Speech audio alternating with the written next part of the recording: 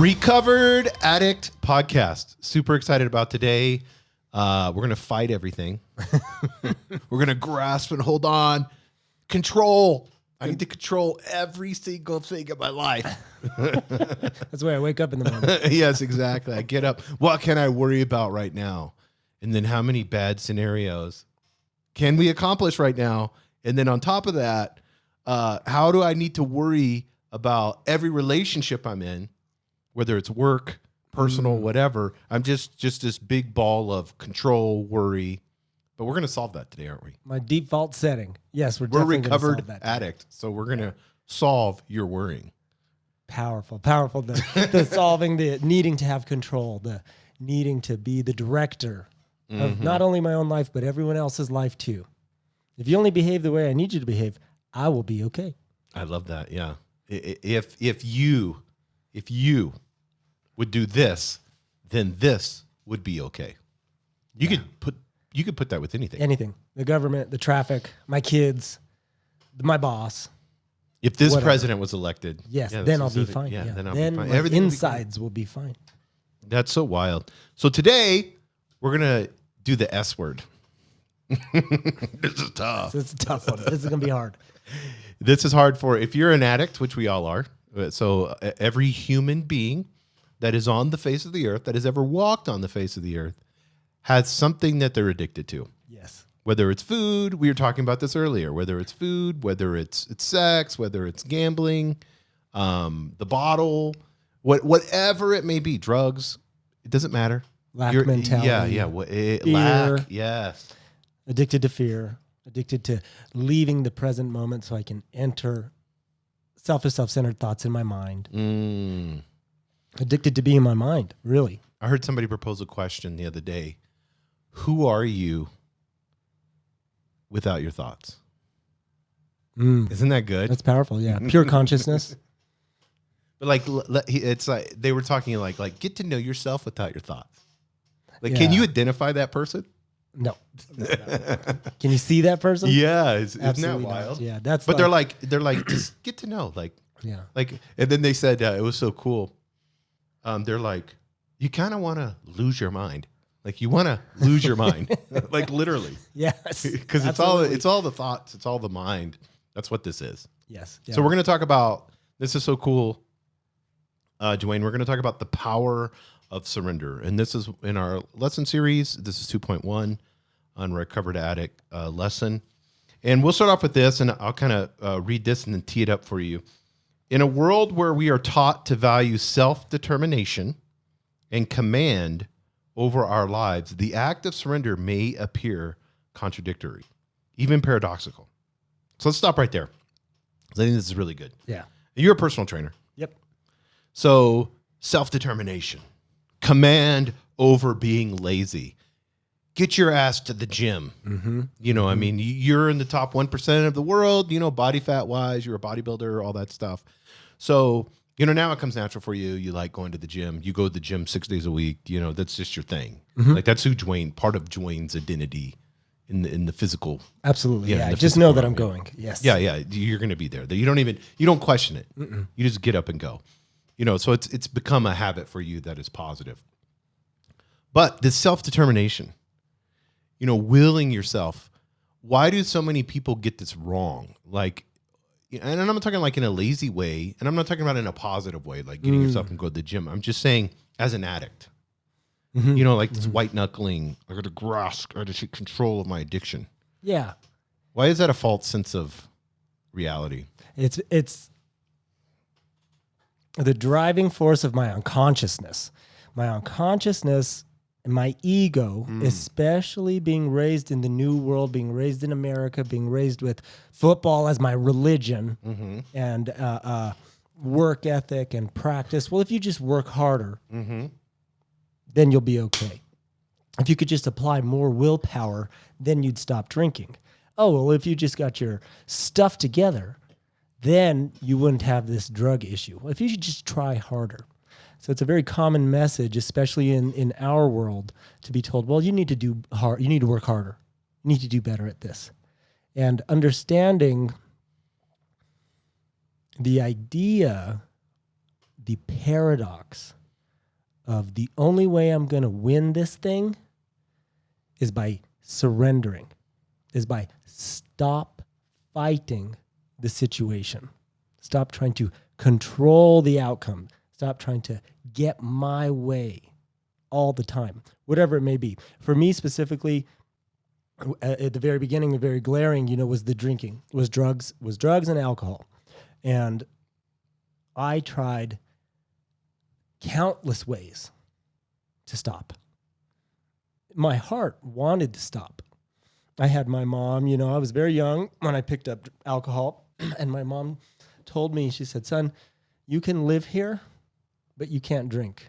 When you drink, you turn into a person that we don't want to be around, and we can't have you here when you're drinking. And I told her, okay, I won't drink. And I meant it. Yeah, your heart at the I time. meant it good, with my good heart. intention, right. I'm not going to drink.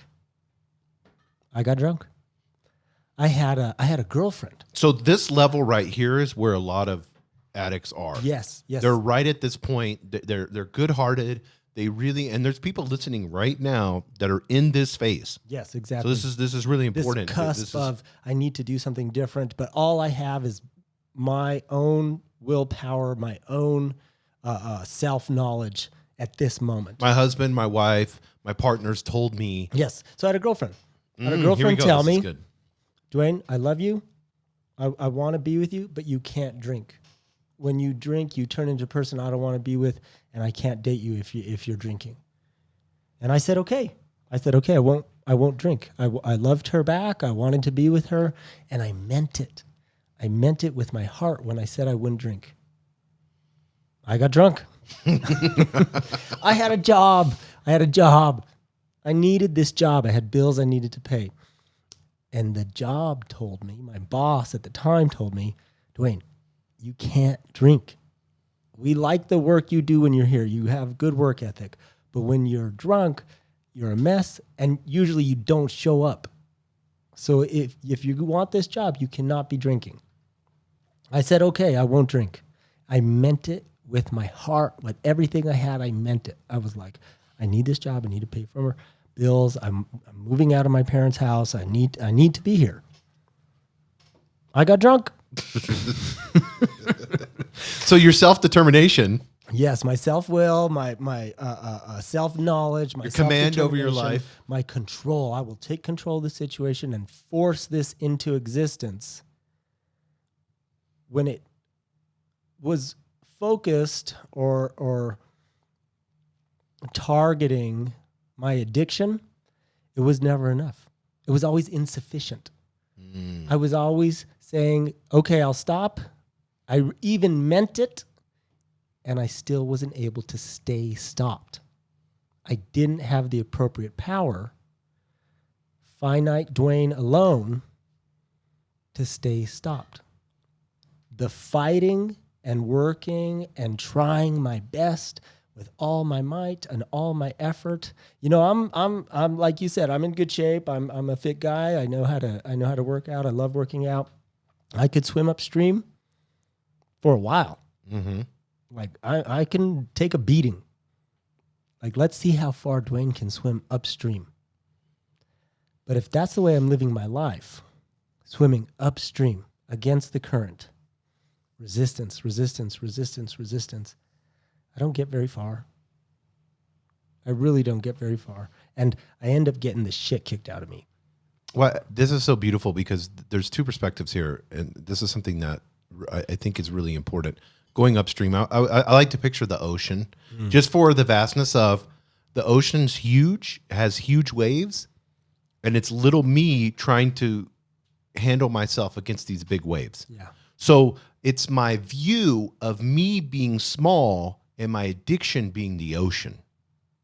And that has to flip. Very good. Do you see what I'm Very saying? good. To get in touch with the appropriate power. Right. Like, no, you're not small. Your addiction is actually small. You know what I'm saying? The God consciousness inside of yeah, me. it's eternal and huge and It's massive. It's bigger. It's well, we always talk about. Abraham Hicks said this. It's the power that creates worlds. Yeah. Universes. Not just here. Entire universe. Not just the ocean here, but worlds. Yes. So if I'm tapped into the power that creates worlds, Mm-hmm.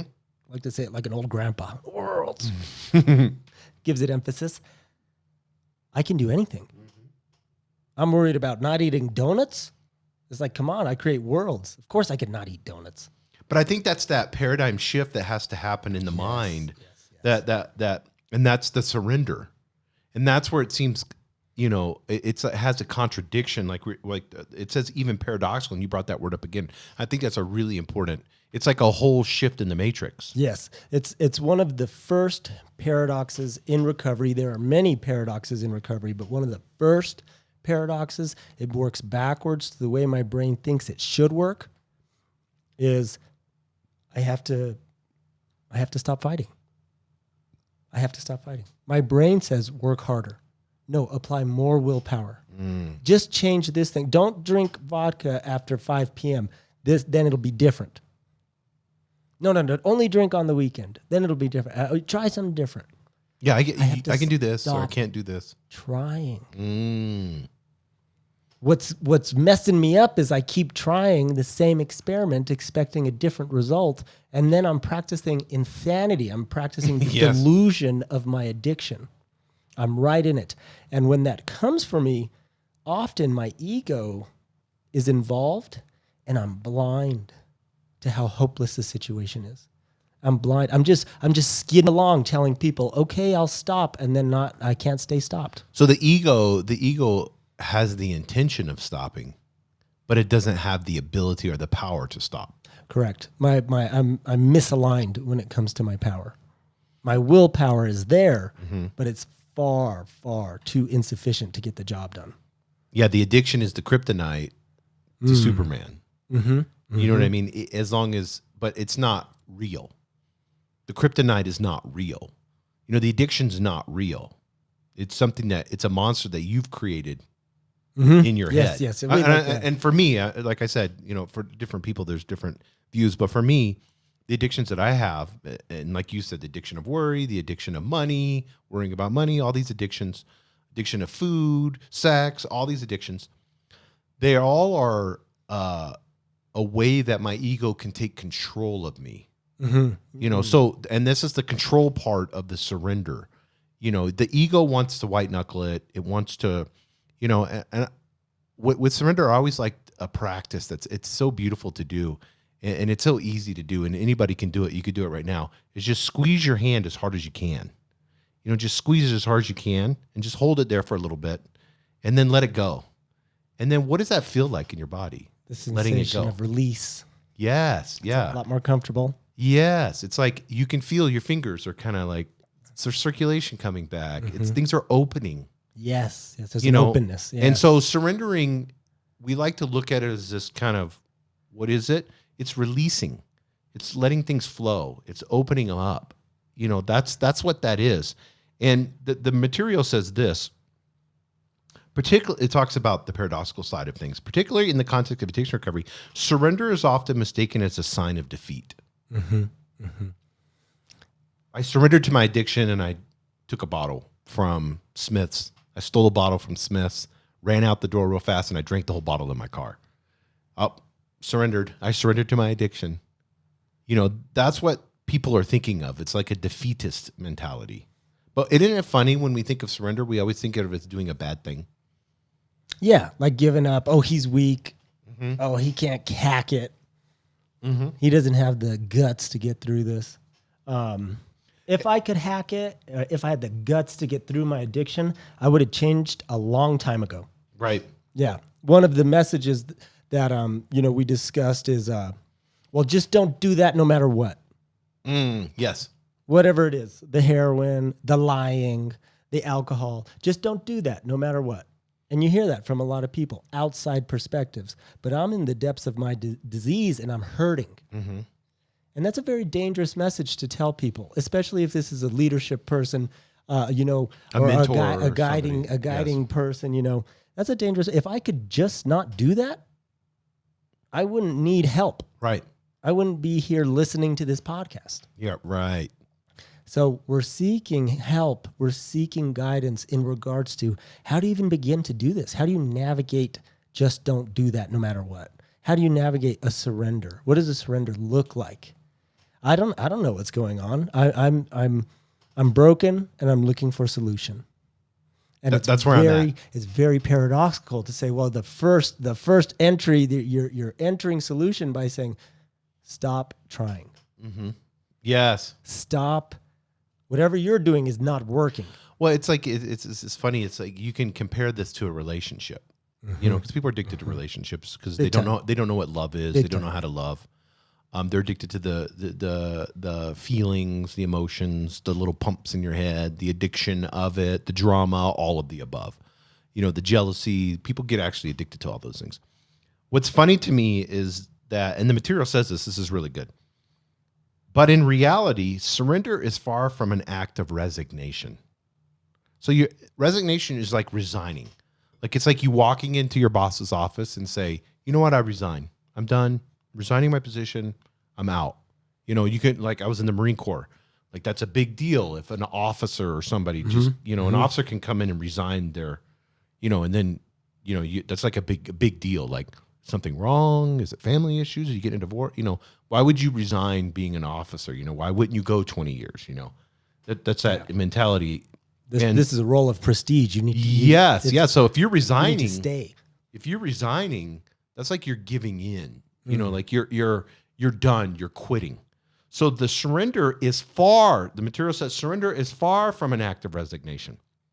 It is, get this, an empowering. I can already feel it flowing right now. Energy. It is empowering process of aligning. So the word surrender means alignment. Really, is what we're talking about. It is an empowering process of aligning oneself with the universal flow of life. Not resisting the universal flow of life, which I've been doing in my addiction for years. Aligning with the power that has always been available to me. I've just been too busy heading in the wrong direction with that flow. So alignment in surrendering. I mean, now we're getting to the point of, now we know the definition of it. Now we kind of got it. So I'm going to tell my mom no. I'm going to tell my mom, yes, I'm quitting, but I don't. I'm going to tell my boss, all the people, you know, your girlfriend at the time, all that. So you look at aligning, like alignment. What were like for you personally the beginning steps when you really started taking it seriously? Like, do you remember the time when you're like, oh, there's something God or there's something bigger than me that I need to align to? Yeah, I was very blessed and lucky to be up in Taos, New Mexico when I began a recovery path. And for those of you that don't know, there are a lot of big ski mountains there. And I was working at a ski resort, and I had just began this process. And I didn't know what was happening at the time, but I was snowboarding. And often with extreme activities, extreme sports, you have to be very present. If I'm not present, I could have an accident and literally die. Like people could get addicted to extreme sports because my thinking mind completely goes away. I wasn't worried about paying the bills. It's almost a weird form of meditation. Absolutely. It is a meditation. You're present. I wasn't worried about paying the bills in 2 weeks. I wasn't angry or fighting with someone what happened, a month ago in my head. I was present, and I was on the mountain, and I was snowboarding, and I was flying around. And I remember coming to a stop and laying down and on the snow, and maybe it had been 3 days since I had taken a drink. And I remember looking up at the sky and the clouds and having that presence at that moment. And I remember saying, God, if it never gets any better than this, I'll be okay. And I was just connected to the present moment. It had only been 3 days. That wasn't like a record for me without drink. That's crazy. However, I had left the thinking mind. I had left the part of me that needed control, that needed to fight. I had left that in that present moment. I was no longer resisting. I was just there. I had the thinking mind had ceased. Fully surrendered. Fully surrendered. And It's an empowering process, aligning with that God conscious part of me, that shoes of inner being part of me, that spiritual love, eternal part of me that's not thinking, that's not fighting, that's not worrying, that's not demanding control. That's go. It is go with the flow. It is downstream. It is love and light. It is non-combative. No, let's fight about this. What part of me says we need to fight about this? What part of you has to fight an addiction? My ego. Like fighting it, yeah. Yes, my ego. And this is so great. This is why we come to recovery, bro. We come to recovery because my addiction kicked my ass so bad. It's like I fought that fight for years. And it just kept kicking years and years and years. I fought that fight. And I lost every time. A bottle of liquid was just kicking Kicked your ass. my ass. Yeah. Every time. A donut can kick my ass. Black and blue. Like I'm in the hospital suffering from my disease. I got as close to dying as I ever want to get from my alcoholism.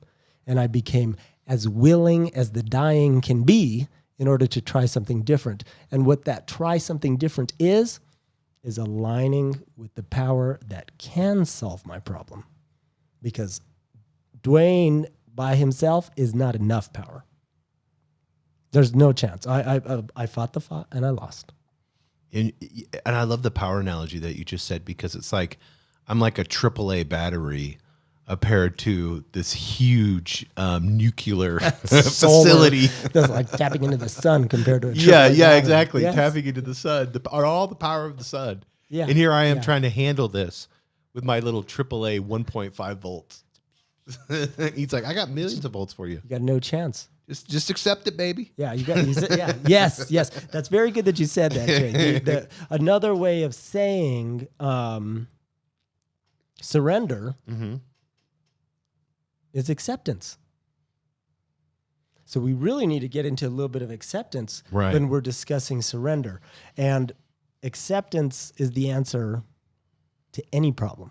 There's a funny story, and it's old, but it's really cool. You've probably heard it before. So there's a guy, and he's out hiking, and he trips and falls, and he's like hanging on to the cliff. You know, so that's always a fear of hiking, especially if you're on those small little switchbacks or whatever, and the rocks kind of go down, and so he's barely hanging, and he's like, help, is anybody there? And he hears this big booming voice. You know, we'll pretend like, I mean, God's not this male figure, big booming, but we'll pretend like it's the old school funny thing. And God says, I'm here. And he goes, is that you, God? And he says, yes, this is God. And he goes, I need help. He goes, I got you. Just let go. And the guy goes, hello, is anybody else there? It's kind of a silly old joke, but it's so true. Yes. It's like, it's like, no. God's booming a voice to us saying, hey, just let go. And you're like, the circumstances in front of me don't dictate this, you know, I mean, you use the cross all the time. This area in my life right here doesn't dictate me surrendering. No. I'm not going to accept true reality. I'm going to look at what really is. I'm going to look at that bottle as having the ultimate power over me. A glass bottle with liquid that's made in a distill. Yep. That's all it is. It's a bunch of mash and vegetables or whatever it is, wheat, whatever they make it out of. Fermented. Sugar and sugar and all that. That's done in a mill, in a still, and then a liquid put in a bottle. That's all it is. In reality, that's it. And it's destroying my life. Yes. And that's the reality I want to believe in instead of believing in this reality. Very good. With that booming voice is like, hey, very good. I'm here. You just got to let go. The material says this. I want you to talk about this, Dwayne. It says, in the spiritual landscape of recovery, surrender is about embracing our vulnerability and recognizing that addiction's grip on us transcends our individual willpower. So let's talk about embracing our vulnerability. That's tough for people. Another paradox as well. Paradoxically, faith is the way of strength. All men of courage usually have faith.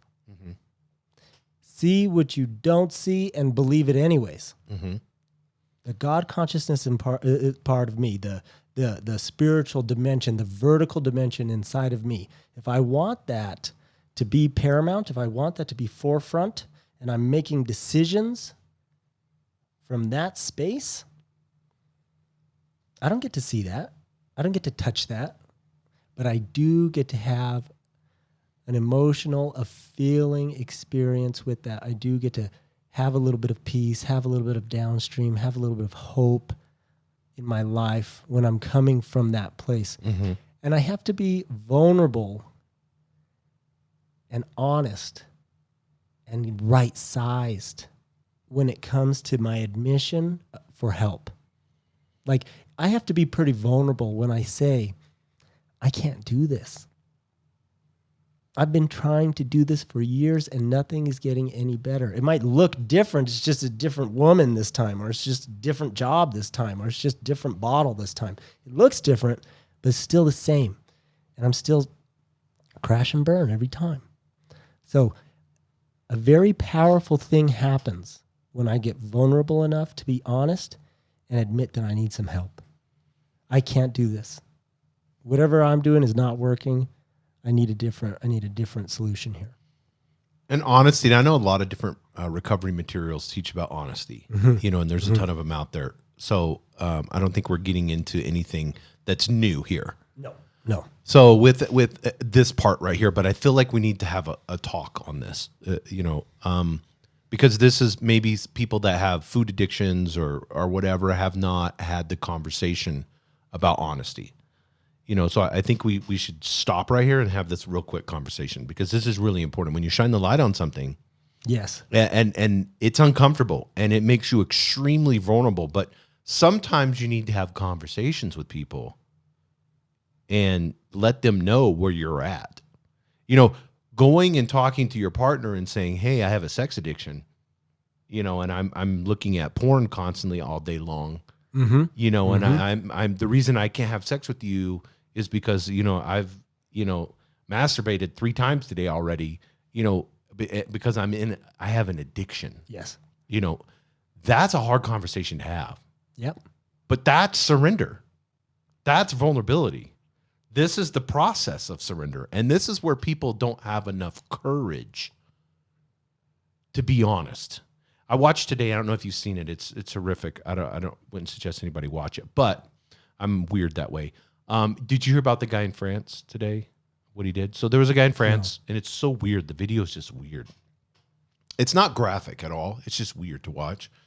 And maybe we can watch it when we're done with the podcast, or whatever, if you don't mind. But it's this guy in France. He goes into a park, a beautiful park in France. And it's like a lady or somebody's probably filming it. Maybe it could be a guy or whatever behind a tree. So it's kind of like you can kind of see. And he goes into this area where kids are playing, and he just starts stabbing kids. And this just happened today, So it's like these moms, like there's a mom there. She doesn't know what to do. All of a sudden, this guy kind of pushes her out of the way and then starts stabbing the kid in the little, what do you get, like the little walkers or whatever? Oh, that's horrific. Yeah, what do you call those? The stroller. Stroller. Yeah, in a stroller. And then there's a guy at the backpack, and he's trying to do something, but he really doesn't know. And then everybody is just like not doing anything. You know what I mean? This guy's like just walking around pacing. And then when he sees somebody, he just tries to, not an adult, just kids, just tries to stab them, And I think he stabbed like 9 kids or something. And I'm like, there was a ton of people in this park. No one had the courage. Do you know what I mean? I would hope, that I would have the courage enough to risk my life for a child. Not even think. I would just head in that direction towards that and try to stop that. Yeah. Even if it meant, because that's just the way my brain works. And I would hope that in that situation, and I've been in war and situations, so I think I could do that. I think I could go there, You have the specific necessary training to make a difference in that situation. But this is what I'm talking about. So being honest and courageous, we have to look at this kind of in the same way. And it's just a way of having tools where you can feel the confidence to be able to handle it. So like if I'm going to go have a hard conversation with my mom about my alcoholism, and I'm going to admit to her, I've been wrong, and I keep telling you, and I keep lying to you, and you probably had this conversation many times. That takes a lot of courage. But you had to have tools given to you for that conversation.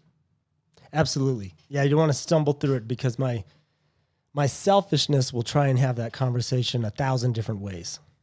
But usually I'm still acting in my addiction. I'm still trying to get what I want. Mm-hmm. I'll just say whatever you need me to say so that I can continue partaking in my addiction. I said sorry 1,000,000 times, but I was never sorry. No. And something very spiritual happens when I start to look at the part of myself I don't want to see. I don't want to see my dishonesty, not only with my family, but with my inner being. Mm-hmm. I don't want to see my discomfort. I don't want to see the turmoil, the heartache, the stress, the worry, the pain that I'm causing others, that I'm inflicting on the world around me. But I'm also doing that to me. I'm doing that to the God consciousness inside of me. One of the terms we like to use is shoes of inner being. If I'm standing in the shoes of inner being, I feel very good.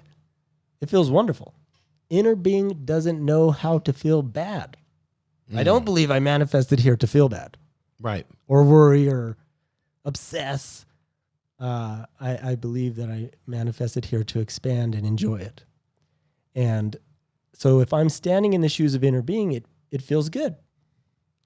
And a nice barometer for us is the worse and worse I feel, the further and further I'm getting from the God consciousness inside of me. So if I'm feeling heartache, if I'm feeling worry, if I'm feeling fear, as a result of the actions of my addiction, I'm getting further and further away from the part of me that is solution-oriented. I'm getting further and further away from the part of me that that actually has the appropriate power to surrender and do something different. So it's a gauge. You can look at that. It's a simple gauge. Exactly. Yeah. If it feels good, it feels good. If it feels bad, it feels bad. Keep it simple. I love that. Yeah. So I from my inner being, my higher self, my God, whatever your religion is, whatever you call it, being in the Holy Spirit, whatever. Mm-hmm. That part of me, when I'm feeling bad and I've got depression or I'm using myself personally. So I'm feeling depression. I'm feeling like despair, no hope. That's me away from my inner self. Yeah. Self-pity. Yeah, that's my biggest one. I'm addicted to self-pity. Yes. Because when I'm in self-pity in my mind, all I get to think about is me. All I get to do. Yeah, not much, but it's all I think about. It's my ego's favorite pastime. Let's talk about me. Yeah. Even if it's bad, let's still talk about me. So we start to surrender to the fact, or to surrender to the process of letting that go. Letting my ego have constant control all the time. Through your thoughts. Through my thoughts, through my awareness, through prayer, through meditation. How do we start tapping into the solution? How do I start tapping into the surrender? It doesn't usually, some people do have like white light experiences and their life is different the next day. But that was not my experience. We say, it happens slowly over time for most people. And usually it takes a lot of practice, repetition to start retraining my conditioned response, especially when my addiction is involved. So, God relieved me of this obsession. Yeah, it's an obsession. That's what it is. Was a nice tool for me that I started using at the very beginning, aligning with the appropriate power, going to the location that is the real issue, and asking for help. And that was the affirmation that you would use. God, relieve me of this obsession.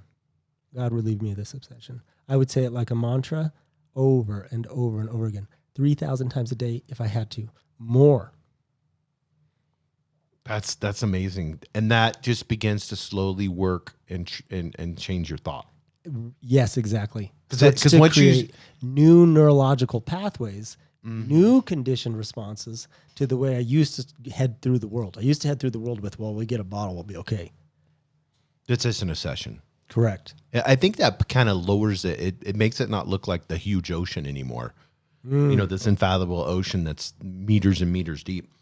And this is what you're talking about. The next part of the lesson is this relinquishment of the ego-driven desire to control our addiction.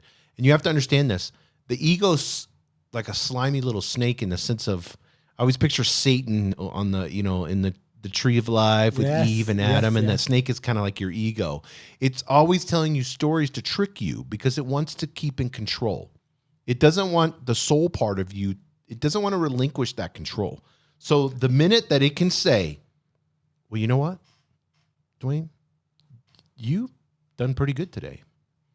You're pretty badass. Like, when you haven't drank in 3 or 4 days, I'm proud of you.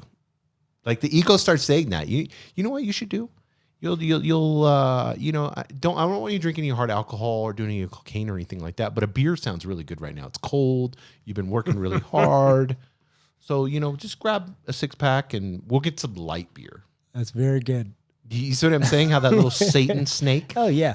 Snake detection circuitry is one of the oldest circuitries that we have in our mind. How long, evolutionally, have we had to watch out for snakes? Mm-hmm. Oh, yes. That's so good. Yes. Before, in the physical plane, in real life. Yes, in real life. Before we were humans, we've been watching out for snakes. I do it all the time every time I hike here. What eats primates? What eats monkeys? Snakes, cats, and birds. Mm-hmm. That conditioned neurological pathway inside of us, that conditioned wiring is billions of years old. So it's very interesting that you mentioned the snake and the garden and ego and Satan all at the same time. It's like, that's fucking evil and that's going to kill me. Yes. Bing. It responds in the mind within a millisecond. Like it has to respond faster than a snake will strike. That conditioned part of my mind. So it's very interesting that we're starting to look at the conditioned part of my mind that is killing me. The ego is taking me into control, into I know what's best. Let me do this my way. I couldn't possibly surrender and ask for help or ask for a different solution. I'll make it happen.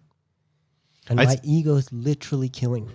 I used to see this all the time because I was a sales manager for a long time at a dealership, and you would see this with when I was, eventually became a general manager and all that. But the sales manager side of things, you're very intimate with all your salespeople. And the whole idea of this, it attracts addicts, majority of people, because they like the ups and the downs, the drama. All of a sudden I can make $1,000 by talking to somebody and selling them a car, or I'm going to make nothing, like there's like all or nothing. It's like, I made 10 grand this month. And then the next month I made $1,500. We call it, you didn't even make your draw, like you got minimum wage. That's what happens with you, and so it's just up and down. And I used to watch it all the time whenever the big paycheck would hit. And I'd always give a warning. I'd be like, hey, here's your pay stub. Great job. Don't fuck yourself. Yeah. Don't fuck yourself over. Because you would see they would instantly go to their addiction or vice.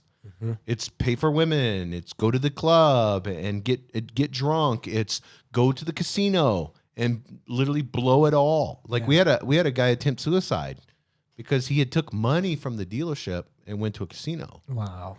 And so he thought he could make it back. He took a down deposit. Somebody gave him like $1,000. You know how they'll say like for a vehicle. For a vehicle, it's like $5,000 down deposit. This, yeah. Yeah, it was $5,000 or $10,000. I forgot. You know how some people just bring tons of cash, to purchase vehicles. And so he had took that and he's like, I'm going to use this, and I'm going to double my money. Yeah. And then I'm going to come back and put the money back. But I made all this money off of this, and no one will know. Yeah. Off my addiction to the extreme. He lost it all. Yeah. So they ended up, no one could find him for days and days, and he was in a hotel room, and all that stuff, and he had attempted suicide. But that's where it takes you. Yeah. My ego is powerful enough to kill me. It's that story it tells you, you're going to make the money. It thinks you're so cool. Your ego, it like thinks you're cooler than you are. You could do this. You could drink, Dwayne, and be totally fine. Of course, you'd be the one. You'd be the one to hit the jackpot. Go do it. Yeah. My ego is so sneaky. 13 years later, not a drop of alcohol, by the grace of God, which I'm extremely grateful, I have a life worth living now. My ego says, well, you know what? You never had an old fashioned. Oh, yeah. Look, they make like big ice cubes now. I bet you if you had it on a big ice cube, you'd be safe. Oh, there's orange in it? Whiskey killed me, bro. Like I end up in the trees dying when I had whiskey. And so now it's like, now it's like, And now it's like, this. but if you just add a little orange and a cherry, you Yeah. could probably handle it. You could probably- you're different. Some bitters. It's all Yeah, good. add bitters and you're good. And it's, again, sneaky. My ego will sneak in to try and regain control. Yeah. And, We're very interested in reconditioning the mind so that my ego is working in proper relationship to my spirit. I want my ego submissive to my spirit. I'm never going to get rid of either one. We are human being. We've talked about this a lot, but this is what this whole podcast is about. So we're going to keep bringing it up. Human being. I want that being part of me to be in the forefront. Yes, to be in the forefront. I want the ego, the human part of me, to be submissive to that being part of me. And if I make decisions from the being part of me, from the God consciousness part of me, usually they are not selfish, self-centered decisions that are going to harm myself or others. My dad used to talk about this because he was a pastor Christian wise. And so he gave a very good analogy. And I liked it. And he called it like the flesh and the spirit, you know, which your ego is the flesh and the spirit is like the Holy Spirit or your soul, you know? Yes. And so he would say it's like two boxers, you know, so it's whichever one you fed, which one you trained, Yes. and then they get together and there's a fight. Yep. If the spirit is super weak, you haven't like fed it, and he would talk about like reading your Bible, praying, you know, just doing spiritual practices, meditating, whatever it may be for you, whatever spirit, but doing those spiritual practices, daily affirmations, doing all those things that we do, you know, 1,000 times a day, all of those things, then that feeds the spirit. And then when it's come to battle with the ego, you know, and it helped me because I could see like this boxing match, you know, and these two boxers, and then one had the black shirt, that was the flesh, and then the other one had the spirit. And it was like, oh yeah, I fed my flesh like a whole bunch. Of course, it's going to knock out it can't knock out the spirit. That's perfect. And it really can't. You know, I mean, the analogy is kind of flawed because, you know, your ego cannot Sure. kill your spirit or knock your spirit out or any of those things. But the spirit will never go against your free will.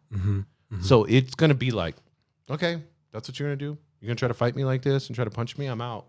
You know, I mean, I'm here. Millions of years I'll be here. Yeah. I'm not interested in fighting. Yeah, But the analogy is perfect. Right. Which one's going to win? The one you feed. Yeah, this wolves. I've heard it The with one that, wolves. yes, wolves. Yeah, good wolf, bad wolf. That's the one Yeah. that I was exposed to, that teaching. And it's the exact same. Which one's going to win? The one you feed. I have no chance of feeding the spirit unless I surrender first, though. So this is the beginning, the opening the door to starting to feed the part of me that I want to win, the part of me that has a chance in regards to healing addiction. Yeah, and we're going to get real practical because I think this is really important about the feeding part. Like, how do we feed? Like, you're sitting there, you're like, I don't know, this addiction's overwhelming me. I want to surrender. I've tried all kinds of things. So how do we do it? Well, the material says, as we delve deeper, we illuminate how surrender becomes a bridge connecting us to a universe of support. So if you can picture yourself when you surrender, it's like Hunger Games. We've all seen those. You remember those movies? Yeah, those are great. Yeah, it's like when they teamed up and got together and then decide to get creative and understand that it was just like a matrix in a game and there was flaws in the game. Because in reality, the Hunger Games look so real. And when you believed in the game, when you truly believed in the game, usually you died. But then when you're like, oh, I threw this up there and then it glitched. Yeah, that's not even real sky. Yeah, exactly. Oh, so we're not in a real environment at all. This is all controlled. So if we all get together, this becomes the bridge connecting us to a universe of support. Powerful. How do I start touching universal energy? How do I start contacting, getting relationship with the power that creates worlds? First, we have to surrender. And that can be my outreach. That can be my entrance. That can be my, however, you don't have to get that door open very far to start getting positive flow into your life. through surrender. But surrender does mean I'm no longer fighting the situation. I'm no longer resisting and trying to get it my way. Would like to say acceptance. You know, can I acceptance? What does acceptance mean? Let's start there. So surrender and acceptance kind of walk hand in hand. I'm not fighting here. Maybe I'm lacking acceptance when I'm in my ego. I'm lacking acceptance when I am fighting, seeking control. So what does acceptance mean? Acceptance does not mean I'm okay with this. Acceptance does not mean I condone this behavior. Acceptance does not mean, oh, that's a good thing. All acceptance means is this is happening. I'm no longer resisting the isness of the situation. And currently, in active addiction, the isness is I don't have enough power to stop this. I don't have enough power to change. I don't have enough power to evolve. I don't have enough power to expand my life. I'm shrinking. I'm actually dying. So acceptance just means this is happening. I have this thing. I have this addiction. That's the same as surrender. That's the same as admission to my innermost self, to the God consciousness inside of me. Then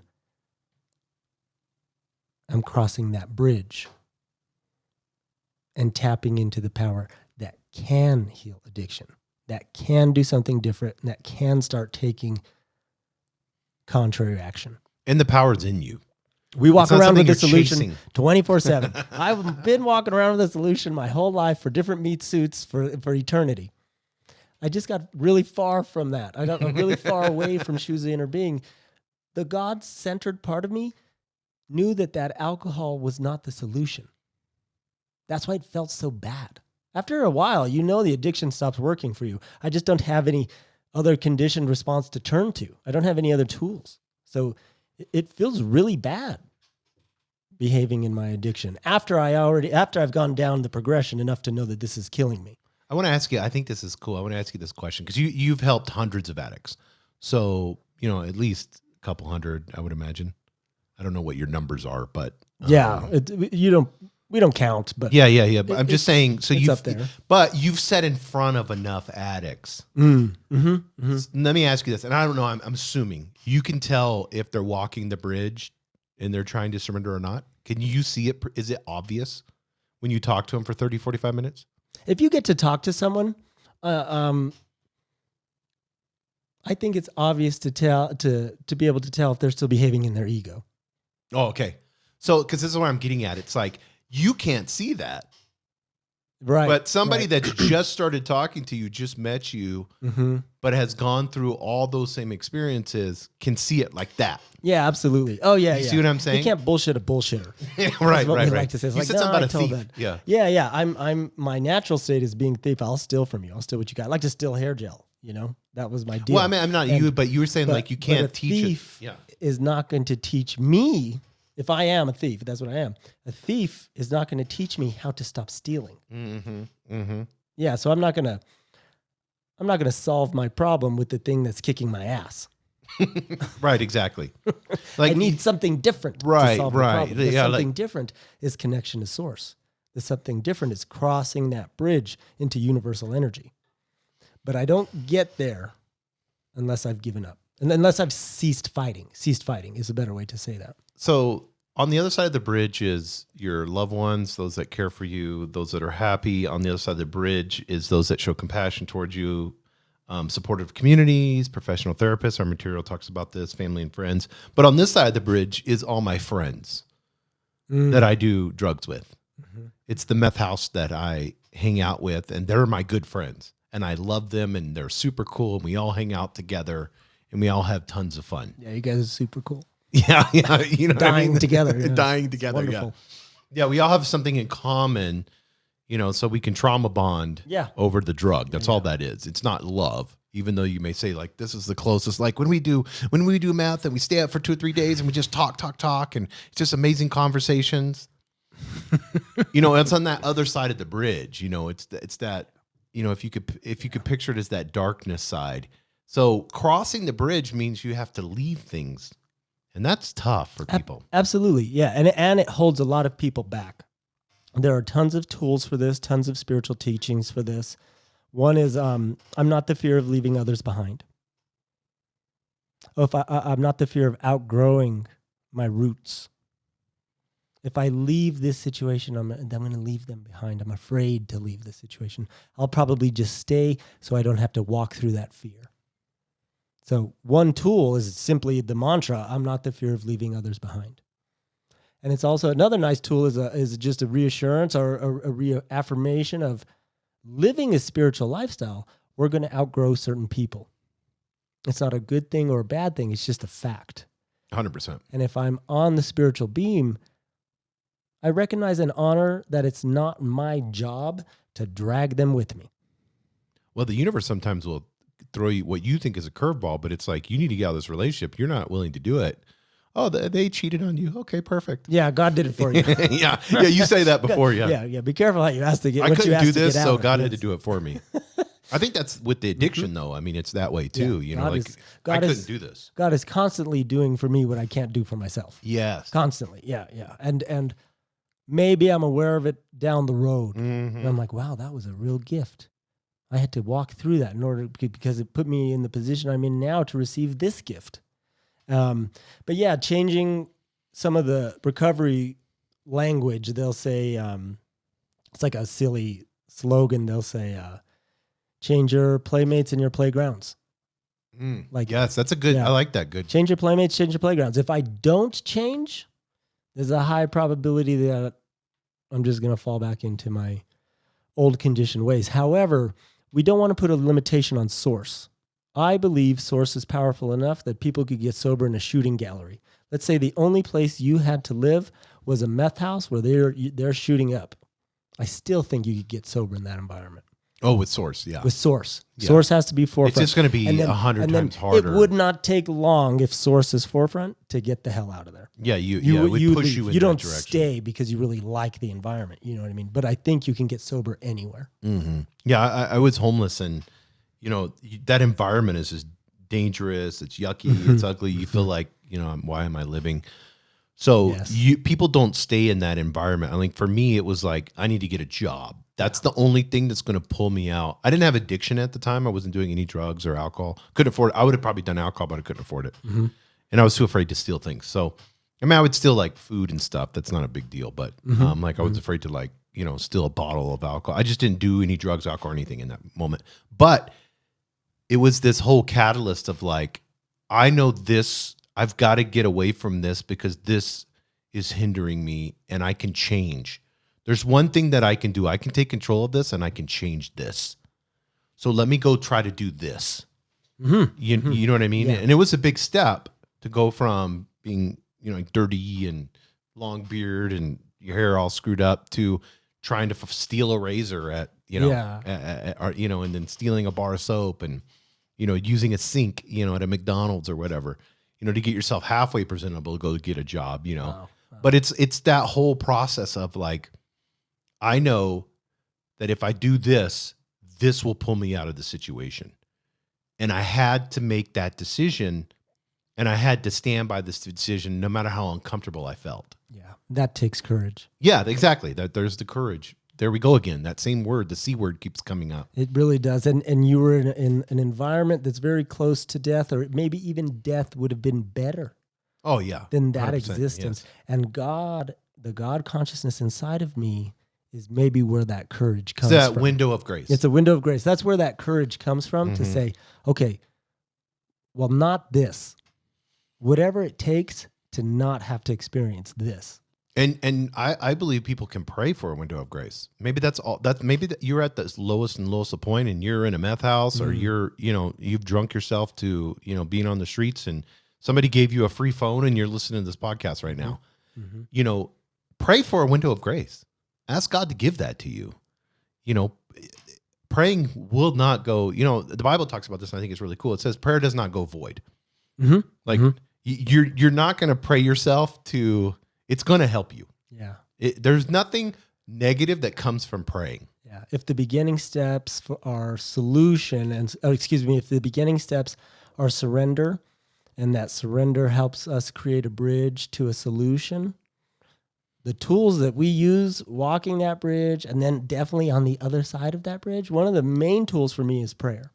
Well, you had mentioned that earlier, the quote from Native American. Oh, Native American teaching is every step can be a prayer. That's so good. Every step can be a prayer. So that can mean a lot of things at once. One of the things that it might mean is, am I walking my prayers? Am I acting in a way that aligns me with the God consciousness inside of me? Another thing it might mean is how many steps a day do I take? I don't know. I know I have like 60,000 thoughts a day.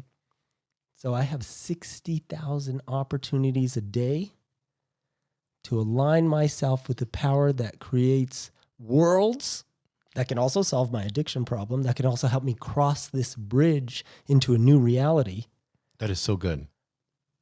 But that's walking my prayer.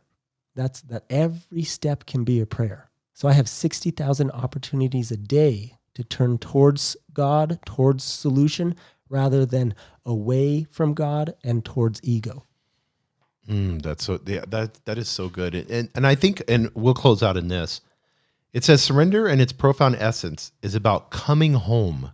Great word. Yes. Words to the interconnected web of life, where healing is a shared journey and our struggles are part of a grander narrative of human resilience and transformation. That it's a transformative power of surrender, an integral step in our shared path of recovery. When you hear the words coming home in a grander narrative, what does that mean to you? Like in your process of healing? I love to say touch home base. Come back and touch home base. That has to be the God-centeredness inside of me. That has to be the part of me that is conscious. That has to be the part of me that is eternal. I get away from that when I'm in my ego, when I'm desiring control, when I'm forcing things into existence, and I'm experiencing resistance. It doesn't feel good to go through the world in resistance. I would rather not go through the world if everything is resistance. So when I come back home, the part of me that's really me, I'm coming back to spirit. I'm coming back to source. I'm coming back to downstream. I'm not in resistance. I'm go with the flow. I'm practicing acceptance. This just is. Those people are messed up. They just are that. Why do I have a delusional expectation that they're going to be different? From that place of coming home, I can take much more empowered action to a solution, to head in the direction of recovery. The idea of transcendence, like having a high aim. We were just talking about this too. I was told very little as a child, wish upon a star. I think it was like it's been in multiple Disney movies. It's been in There's songs. like a little prayer, a prayer, wish upon a star. Why was I told, as even a little child, wish upon a star? Well, what's a star? A star is something in the horizon. A star is something above me. A star is even a direction to head in. It's something that transcends me. It's actually not even of this world. It's outer worldly. And if, to get back to the idea of evolution, 13 billion years ago, there were gas and atoms and molecules swirling around in our universe, and they condensed and expanded. And now today there's us. Well, that's where I came from. Yes. We're stars. Yes. I'm stardust. That's the only place we could have come from. So wish upon a star really means get in touch with my higher self. Start asking the part of me that is not of this world for help, for alignment, for guidance, for strength, for presence. They told me that right away. I was in and out of diapers. They were teaching me to wish upon a star. I didn't know what they were telling me, but now I do. And now we have countless tools to start aligning with the part of me that is not of this world, that can help me cross a bridge to a solution.